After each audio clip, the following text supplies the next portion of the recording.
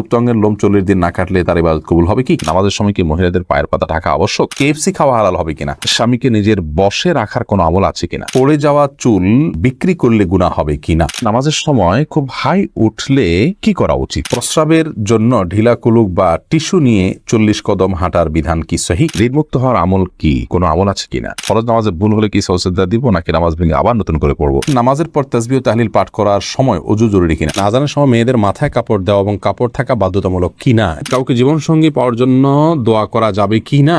সন্তান জন্ম নিলে কি তার কানে আযান দিতে হবে? কোনো কারণে না দিলে কি করতে হবে? মেয়েরা বোরকা না পরে বোরকার বদলে বড় জামা ও হিজাব পরে কি বাইরে যাওয়া যাবে? আর বিলম্ব না করে শুরু করি আপনাদের যে সমস্ত প্রশ্ন ইতিমধ্যে আমাদের কাছে এসছে সেগুলোর উত্তর দিয়ে। মেহরিন সুমি, আপনি জানতে চেয়েছেন নামাজে অতিরিক্ত হাই আসলে করণীয় কি? হাই আসলে হাত দিয়ে সেটাকে বাধা দিবেন, বাস এটুকু, এর বাইরে আর বিশেষ কোনো করণীয় নেই। সেটা নামাজের বাইরে সর্বাবস্থায়। হাবিবা ফারহানা জানতে চেয়েছেন নামাজরত অবস্থায় শিশু জায়নামাজে প্রসাব করে দিলে করণীয় কি? নামাজ ছেড়ে দিব নাকি চালিয়ে যাব? যদি জায়নামাজে পেশাব করে দেয় তাহলে ডানে বামে আগে পিছে সরে যাবেন। জায়নামাজের পর নামাজ পড়া তো আবশ্যক না, ফ্লোরে পড়বেন। ফ্লোরে নাপাক লেগে আছে যদি দেখা না যায় তাহলে যে কোনো ফ্লোরে আপনি নামাজ পড়তে পারেন, কোনো অসুবিধা নেই।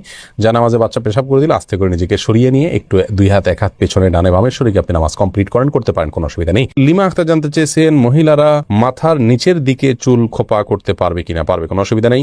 নূরজাহান নূর, আপনি জানতে চেয়েছেন মেয়েরা বোরকা না পরে বোরকার বদলে বড় জামা ও হিজাব পরে কি বাইরে যাওয়া যাবে? যেতে পারে, কোনো অসুবিধা নেই। বোরকাই পড়তে হবে এমন কোনো কথা নেই। তার শরীরের সৌন্দর্যকে ঢাকতে হবে, অলংকার ইত্যাদিকে ঢাকতে হবে এটা কাপড় দিয়ে, তবে সে কাপড়টাও যাতে আবার দৃষ্টি আকর্ষণকারী না হয় সেদিকটা খেয়াল করতে হবে।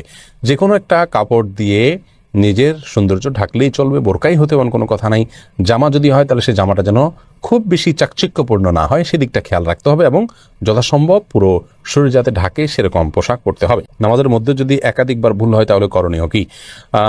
ভাই সায়েম, দেখতে হবে যে আপনার নামাজে ভুলটা কি ধরনের হয়েছে। যদি ফরজ ছুটে যায় তাহলে একবারও যদি ছুটে যায় তাহলে নামাজ ওইটা আবার পড়তে হবে আপনাকে। আর যদি ওয়াজিব ছুটে যায় তাহলে একবারের বেশি 2বার 3বারও যদি ওয়াজিব ছুটে, 3টা ওয়াজিব যদি ছুটে যায় শেষে একটা সিজদা দিলে হয়ে যাবে। আর যদি সুন্নাত বা নফল ছুটে তাহলে একাধিক ছুটলেও নামাজ হয়ে যাবে, যদিও তার মান কমে যাবে। ধ্রুব তারা এই আইডি থেকে আপনি জানতে চেয়েছেন আযানের সময় মেয়েদের মাথায় কাপড় দেওয়া এবং কাপড় থাকা বাধ্যতামূলক কিনা? এ বিষয়ে আমাদের একটা ভিডিও আছে, আপনি দেখে নিতে পারবেন। আযানের সময় মেয়েদের কাপড় দেওয়া মাথায় এটা আবশ্যক কিনা? উত্তর হলো না।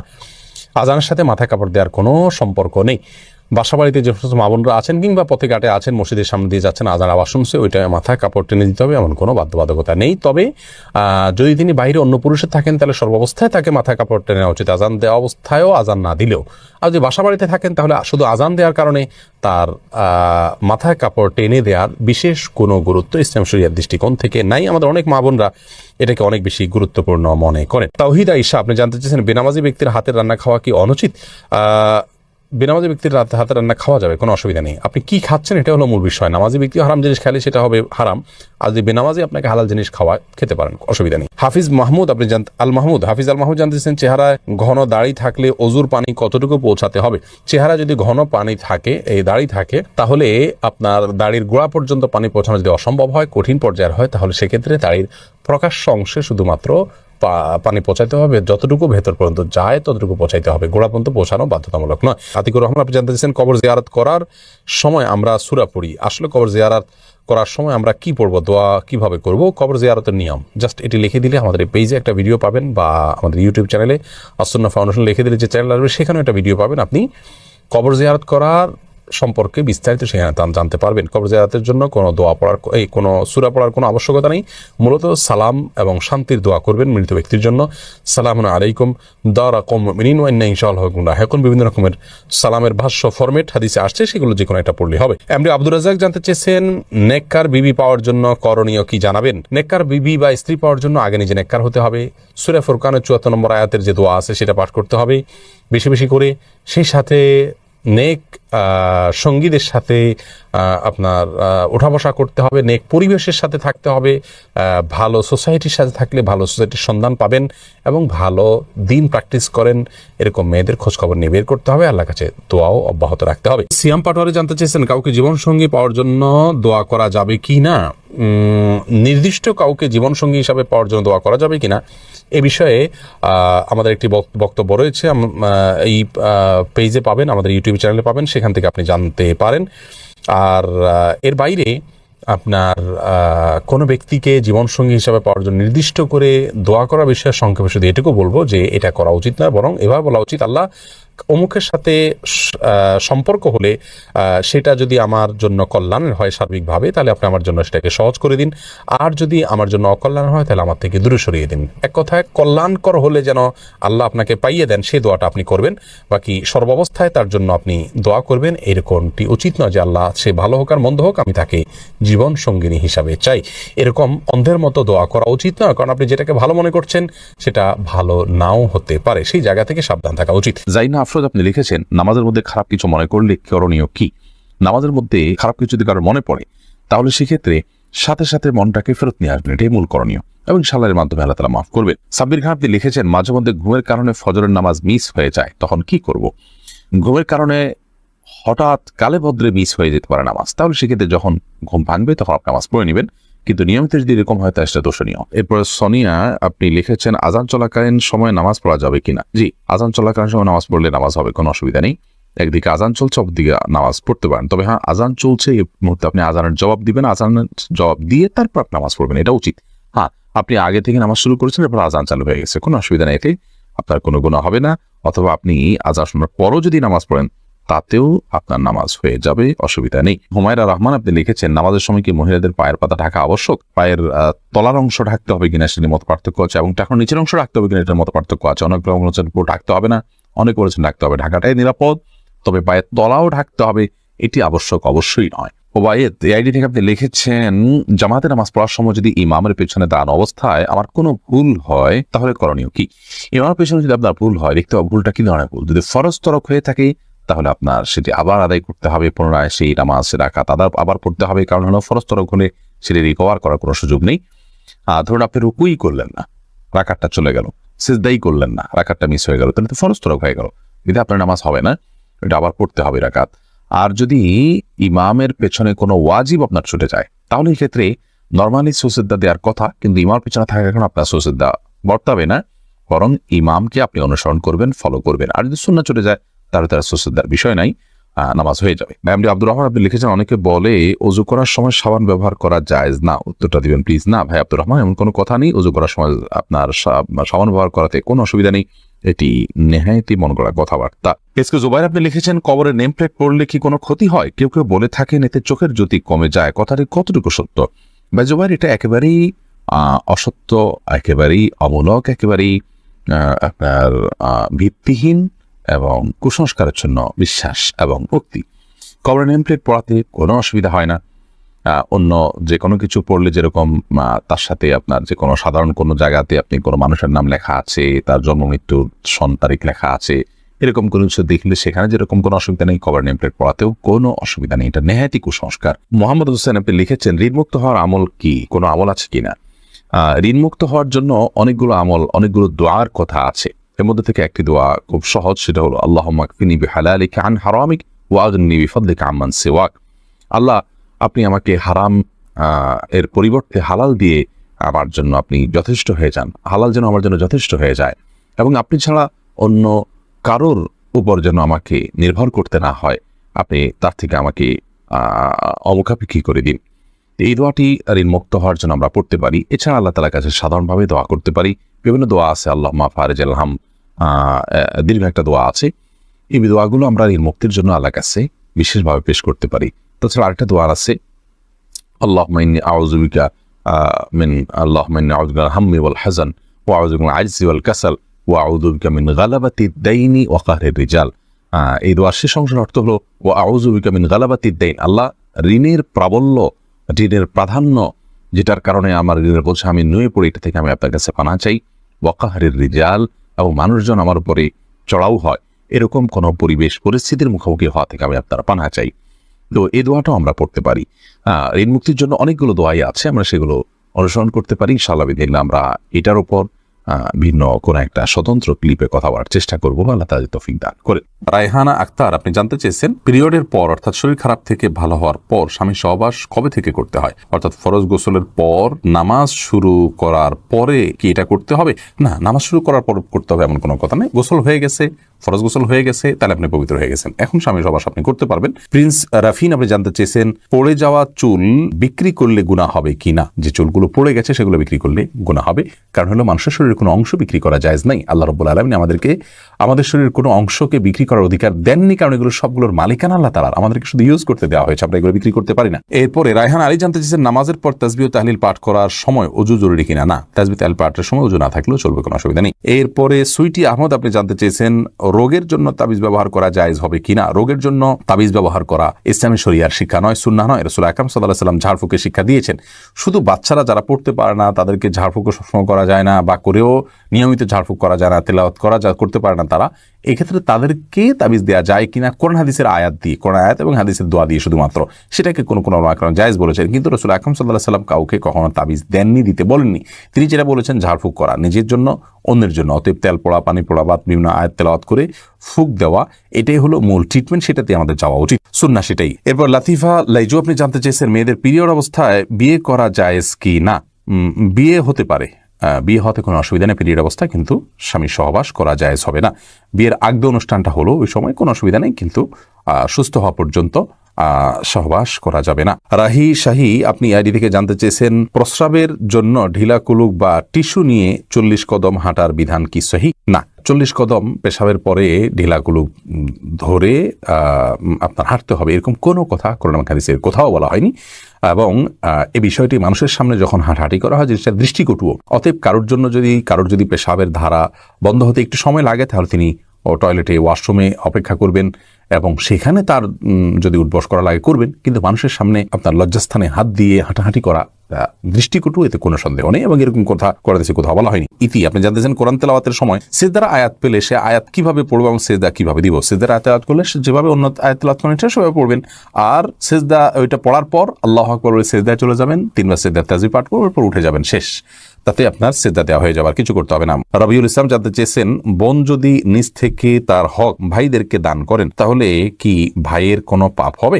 না, বোন যদি নিজে থেকে দিয়ে দেন একেবারে সন্তুষ্ট চিত্তে, কোনো প্রকার এখানে হেজিটেশন নাই, কোনো প্রকার তার সংকোচ নেই, এই বিষয়টি নিশ্চিত করা যায়, তাহলে ইনশাআল্লাহ কোনো অসুবিধা নেই, ভাইকে দিলে তিনি নিতে পারেন। মোহাম্মদ আলামিন জানতে চেয়েছেন কেএফসি খাওয়া হালাল হবে কিনা। কেএফসির কোনো ফুড খাওয়া হারাম হবে না যদি সেটি হালাল পদ্ধতিতে জবে হয়ে থাকে। খাবারটি কে বিক্রি করছেন, কে সরবরাহ করছেন, কারা তৈরি করছেন সেটি মুখ্য নয়, কার কাছ থেকে আপনি কিনছেন এগুলো মুখ্য নয়, সেটি হালাল কিনা এটা হলো মুখ্য বিষয়।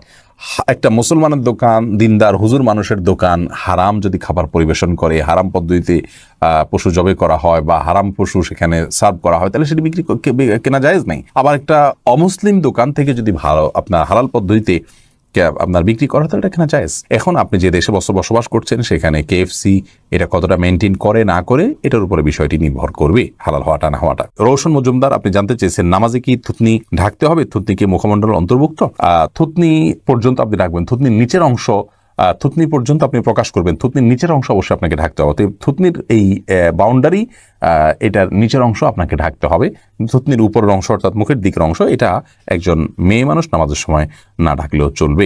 পুরুষের জন্য তো থুতনি ঢাকার বিষয় নাই, গলা এগুলো কোনোটা ঢাকার বিষয় নাই, সলাতের জন্য ঢাকা কোনো আবশ্যক নয়। স্তব্ধ নগরী এআইডি থেকে আপনি জানতে চেয়েছেন কেউ যদি মহারণা আদায় না করে মারা যান তাহলে তার করণীয় কি। সন্তানটা কি আদায় করে দিলে হবে। মহারণা আদায় করে না করে মারা গেলে অবশ্যই তিনি স্ত্রীর পাওনা রেখে মারা গেলেন, এর জন্য অবশ্যই কি আমাদের ময়দানে তিনি স্ত্রীর বিরুদ্ধে বিবাদী হিসাবে, অপরাধী হিসাবে, আসামি হিসাবে দাঁড়াবেন। সন্তানরা তার পক্ষ থেকে যদি তার বাবার পক্ষ থেকে তার মা যদি বেঁচে থাকেন তাকে দিয়ে দেন, অথবা বাবার পক্ষ থেকে যদি মা মারা যেয়ে থাকেন তাহলে মায়ের জন্য দান করে দেন বাবাকে মুক্ত করার উদ্দেশ্যে, তাহলে সেগুলো আল্লাহ রাব্বুল আলামিন চাইলে তার পক্ষ থেকে অবশ্যই গ্রহণ করতে পারে, হতে পারে। নার্গিস মুক্ত আপনি জানতে চেয়েছেন গাফলতি করে জুমার নামাজ আদায় না করে জোহর আদায় করা কি গুনাহ হবে।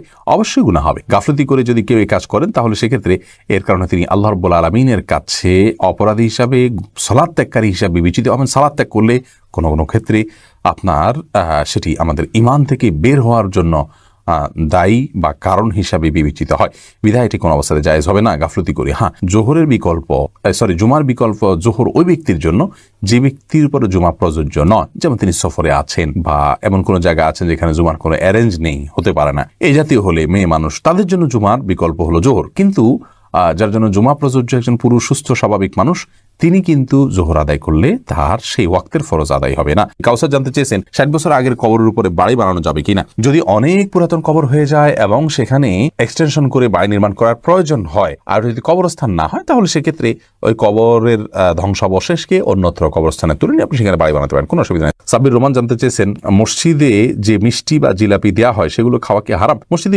মিষ্টি দিলে সেটা খাওয়া হারাম হবে কেন? মানে এরা হালাল কোনো কিছু দিলে আপনি খেতেই পারেন, কিন্তু মসজিদের মধ্যে এটা খেতে গেলে অনেক সময় রস পড়ে, ময়লা হয়, সেই বিষয়টা মাথা রাখা উচিত।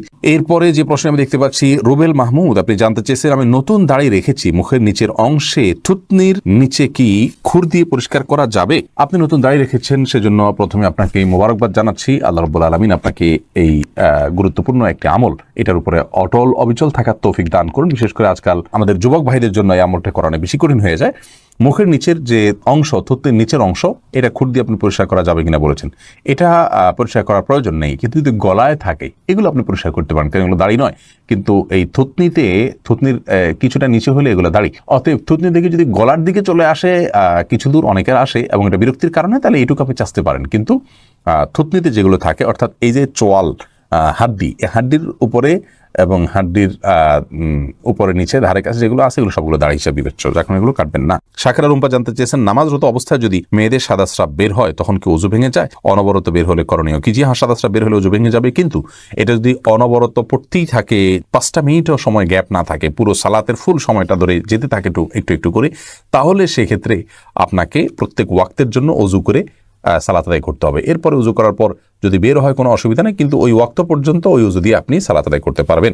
এরপরে মোহাম্মদ আলামিন রুবেল জানতে চেয়েছেন আমি বিদেশে থাকি, আমার জন্য পরিবার মেয়ে দেখে রিং পরিয়ে রেখেছে, এখন আমি কি তার সাথে কথা বলতে পারি না? আগ দেওয়ার আগ পর্যন্ত আপনি তার সাথে কথা বলতে পারেন না। যদি কথা বলতে হয় তাহলে বিদেশ থেকে আপনার ফোনের মাধ্যমে বিবাহর যে পদ্ধতি আছে, বিভিন্ন বক্তব্যে আমরা বলেছি, সেটা অনুযায়ী আপনি বিবাহ সম্পন্ন করবেন, তারপর তার সাথে আপনি স্বাভাবিক সম্পর্ক করবেন। এর আগ পর্যন্ত জায়েজ নাই। হামিদা আল তাহনিয়া আপনি জানতে চেয়েছেন ঋতুস্রাব বন্ধ হয়েছে ভেবে সহবাস করলে পরে দেখা গেল ঋতুস্রাব বন্ধ হয়নি, এতে করণীয় কি?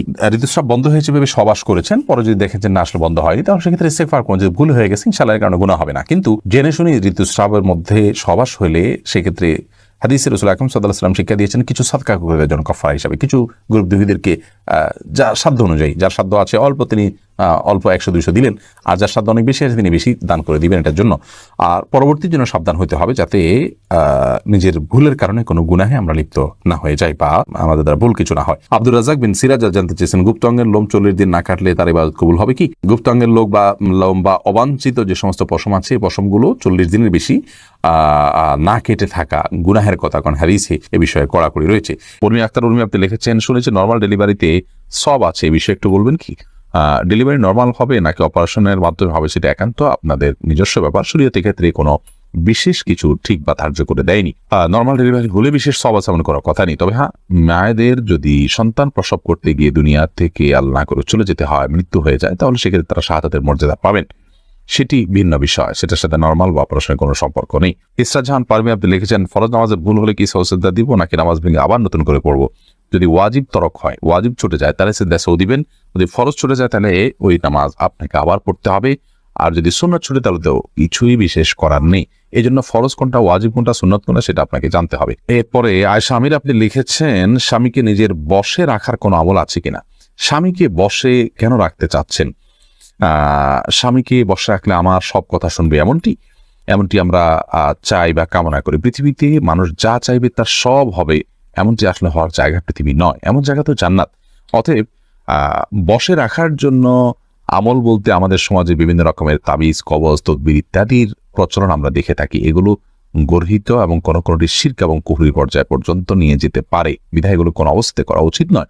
স্বামীকে আপনি চান যে স্বামী কোনো আপনার প্রতি জুলুম অবিচার না করুক, আপনার হক ঠিকঠাক আদায় করুক, আপনাকে ভালোবাসুক, সেটা যদি আপনি চান তাহলে সেক্ষেত্রে আপনি নিজে ভালো হয়ে চলুন, তার ভালোবাসা অর্জন করার জন্য চেষ্টা করুন,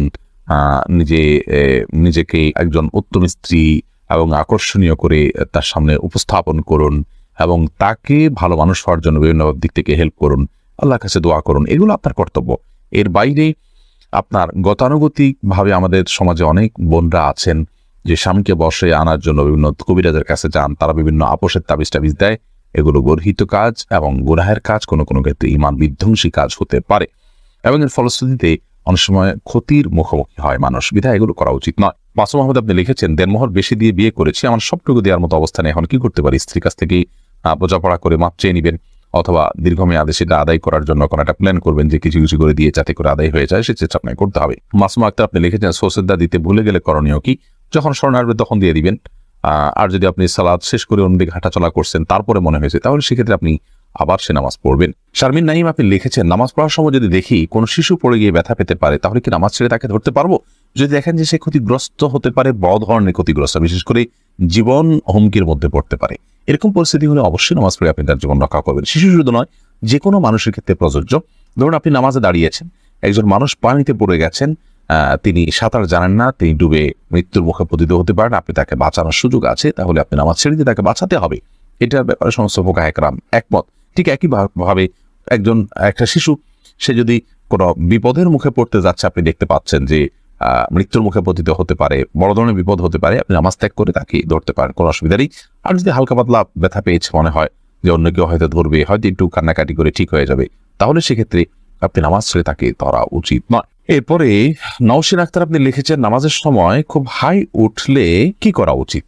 নামাজের সময় যদি অনেক বেশি হাই উঠে, তাহলে আপনি যে কোনো সময় নামাজের বাইরে হাই উঠলে হাইটাকে বাধা দেওয়ার চেষ্টা করা উচিত, কারণ হাই তোলার মাধ্যমে আপনার শয়তান মানুষের ভেতরে প্রবেশ করার বিশেষভাবে সুযোগ লাভ করে থাকে, এবং দুষ্টু জিনে আক্রান্ত মানুষগুলোকে দেখবেন যে খুব বেশি হাই তুলতে থাকে। আমি এরকম অনেক মানুষকে দেখেছি যারা দুষ্টু জিনের প্রভাবে প্রভাবিত, তাদের উপর দুষ্টু জিনের প্রভাব বেশি হওয়ার কারণে তারা এত বেশি হাই তোলেন, যেটা স্বাভাবিক কোনো মানুষ হাই তোলে যে সেরকম কোনো বিষয় নয়। এই জন্য হাই তোলার এই সময়টাতে এই শয়তান মানুষের ভিতরে প্রবেশ করে, দুষ্টু জিন প্রবেশ করে, সেজন্য এটাকে হাত দিয়ে বাধা দেওয়া উচিত। মুখের কাছে হাত বা কোনো কিছু নিয়ে গেলেই কিন্তু হাইটা বন্ধ হয়ে যায়। নামাজের মধ্যে সেই কাজটা আমরা করতে পারি, তবে নামাজের মধ্যে হাই তোলার পর এমনি বিশেষভাবে নামাজের মধ্যে হোক, নামাজের বাইরে হোক, কোনো অবস্থাতেই বিশেষ কোনো দোয়া নেই। লা হাওলা ওয়ালা কুওয়াতা ইল্লা বিল্লাহ আমরা অনেকে পড়ি, এটা পড়তে হবে হাই তোলার পর, এরকম কোনো বাধ্যবাধকতা নেই, বরং আপনি হাত দিয়ে সেটাকে বাধা দেওয়ার চেষ্টা করবে। রাশেদুল ইসলাম জানতে চেয়েছেন, সন্তান জন্ম নিলে কি তার কানে আজান দিতে হবে? কোনো কারণে না দিলে কি করতে হবে? প্রথমত, সন্তান জন্মের পর তার কানে আজান দেওয়ার বিষয়টি অনেকগুলো হাদিসে বর্ণিত হয়েছে। হাদিসগুলো সনদগুলো সবগুলাই মোটামুটি দয়ী পর্যায়ের। এই জন্য সৌদি আরবের সাবেক গ্র্যান্ড মুফতি শেখ আব্দুল আজবিন আব্দুল্লাহ বিন বাজ রাহিমাহুল্লাহ তিনি বলেছেন যে এ বিষয়ে আমল করা যেতে পারে, যেহেতু অনেকগুলো হাদিসে আছে এবং মুস্তাহাব পর্যায়ের জিনিস করা যেতে পারে। কিন্তু কোনো কারণে যদি কেউ না করে থাকেন, ছুটে যায়, কোনো অসুবিধা নেই, এটার জন্য কোনো প্রায়শ্চিত্ত করতে হবে না। এরপরে সঞ্জিতা আক্তার আপনি জানতে চেয়েছেন, কেউ চাপে পড়ে তালাক দিলে তালাক হবে কিনা? তালাক, বিবাহ এগুলো এমন যে চাপে পড়ে করলেও হয়ে যাবে। এই জন্য এগুলো না, যদি কেউ তালাক দিতে না চান তাহলে তাকে তার জায়গা থেকে অটল থাকতে হবে। যদি কেউ জবরদস্তি করে আপনার থেকে তালাক নেয়, কারো কাছ থেকে তালাক নেয়, তাহলে কিন্তু তালাক পতিত হয়ে যাবে। রাউফি ইসলাম জানতে চেয়েছেন, পর্দার ক্ষেত্রে চোখ বের করে রাখা যাবে কিনা? তাতে পর্দার খেলাপ হবে কিনা? চোখ বের করে রাখতে পারবেন, চোখ বের করতে রাখতে পারবেন, কোনো অসুবিধা নেই, কারণ এটা আপনার চলার জন্য জরুরি। কিন্তু চোখেরও সৌন্দর্য যাতে অন্য কেউ দেখতে না পারে, সেজন্য সানগ্লাস বা অন্য কিছু ব্যবহার করা উচিত। অন্তত এটা হলো নিজের আত্মসম্মানের ব্যাপার, যে আমার শরীরের কোনো অংশ দেখে কেউ বাজে চিন্তা করবে আমাকে নিয়ে, কেউ মনে মনে জেনা করবে, সে সুযোগ না দেওয়া হলো একজন আত্মসম্মান বোধ সম্পন্ন একজন ইমানদার মানুষের কাজ। সেই জায়গা থেকে এই চেষ্টাটা থাকা ভালো। টিপ পরার শরীয়ী বিধান কি? সালিম ইবনু সাখওয়াত আপনি জানতে চেয়েছেন, ভাই সালিম ইবনু সাখওয়াত, টিপ পরা একজন ইমানদার নারীর জন্য নানা কারণে শোভনীয় নয়। প্রথমত, হিন্দুরা বিশেষ করে লাল টিপটা পরা উচিত নয়, আরও বেশি যে হিন্দুরা সিঁদুর পরে থাকেন, এটা তাদের ধর্মীয় আদর্শের জায়গা থেকে হয়, সেইটার সাথে সাদৃশ্যপূর্ণ হয়ে যায়। সেই জায়গা থেকে ইমানদারকে অমুসলিমের সাথে সাদৃশ্যপূর্ণ সংস্কৃতিও গ্রহণ করতে ইসলাম নিষেধ করেছে। মান তাশাব্বাহা বিকওমিন ফাহুয়া মিনহুম, আবু দাউদের হাদিসে আসছে, নবী সাল্লাল্লাহু আলাইহি ওয়াসাল্লাম বলেছেন যে ব্যক্তি কোনো জাতির সাথে সাদৃশ্য গ্রহণ করবে সে তাদের অন্তর্ভুক্ত হবে। এছাড়া যদি সাধারণ কোনো টিপ জাস্ট সৌন্দর্যের জন্য করেন, নারীরা স্বামীকে দেখানোর জন্য এবং ঘরের ভিতরে তা করতে পারেন, কিন্তু ফাসেকদের নিদর্শন, অমুসলিমদের আপনার সাথে সাদৃশ্যপূর্ণ সেই জায়গা থেকে এটি পরিহার করা উচিত। আর টিপ পরে বাহিরে যাওয়া বেপর্দাহীন বা পর্দাহীনভাবে, সেটা তো কোনো অবস্থাতে যায় না, সম্পূর্ণ হারাম। অতএব সে বিষয়ে আমাদের সাবধান থাকতে হবে। এমডি আনোয়ার খান আপনি জানতে চেয়েছেন, কার সাথে আমার বিয়ে হবে তাকে একদম নির্ধারণ করা নাকি এটা কর্মফল? ভাই আনোয়ার, এটা নির্ধারণ করা, আল্লাহ রাব্বুল আলামিন নির্ধারণ করে দিয়েছেন কার সাথে কার বিয়ে হবে। নবী করিম সাল্লাল্লাহু আলাইহি ওয়াসাল্লাম একটা হাদিস হাদিস থেকে সুস্পষ্টভাবে বিষয়ে আমরা নির্দেশনা পাই। এরপরে কানিজ সঞ্জিদা জানতে চেয়েছেন, প্রেগন্যান্সির টাইমে জিনের আসর থেকে নিজ বাচ্চাকে কিভাবে রক্ষা করা যায়, অনেক সমস্যা ফেস করছি। বোন সঞ্জিদা, প্রথম কথা হলো এই সময়গুলো খুব স্পর্শকাতর, জিনের উপদ্রব অনেক সময় বেশি হয়ে থাকে। আপনাকে আমরা পরামর্শ দিব, আপনার বাসা থেকে হারামের কোনো লেশ থাকলে সেগুলোকে আপনি বের করে ফেলুন। ধরুন টেলিভিশনে আপনি হারাম কোনো জিনিস দেখেন বা আপনার পরিবারে কেউ দেখেন, টোটালি বন্ধ করে ফেলুন। বাসায় ছবিযুক্ত কোনো কাগজ, ঠোঙ্গা বা কোনো ছবি ঝুলানো টুলানো যে কোনোভাবে প্রদর্শিত থাকলে সেগুলোকে ড্রয়ার ইত্যাদিতে ভরে ফেলুন বা বাইরে ফেলে দিন। তৃতীয়ত, আপনার ঘরে ঢোকার সময় প্রত্যেকটা সদস্য যতজন বাসায় আসবে বাধ্য করুন সালাম দিয়ে বিসমিল্লাহ পড়ে বাসায় ঢুকতে এবং বের হওয়ার সময় বিসমিল্লাহ পড়ে বের হতে। প্রত্যেকটা জিনিস খাওয়ার সময় বিসমিল্লাহ পড়ে খাবেন, শোয়ার সময় অজু করে এবং ঘুমের দোয়া পড়ে শোবেন, সকাল সন্ধ্যা দোয়া পড়বেন। এর পাশাপাশি আপনি সূরা বাকারা এটা উচ্চ ভলিউমে বা যতটুকু আপনার শুনতে সুবিধা হয় ততটুকু ভলিউমে মোবাইলে বা কোনো কিছু বাজিয়ে আপনি রেখে দিবেন, বা উচ্চস্বরে নিজে তেলাওয়াত করতে পারলে আরও ভালো। আর রুকিয়া অ্যাপ আছে, অনেক রুকিয়ার অ্যাপ আছে যেগুলোতে শুধু কোরআন হাদিসের দোয়া এবং আয়াত আছে শুধুমাত্র, সেগুলোকে চালিয়ে রাখতে পারেন বাসা বাড়িতে। ইনশাআল্লাহ বিদিনিল্লাহ উপদ্রব অনেকখানি কমে যাবে।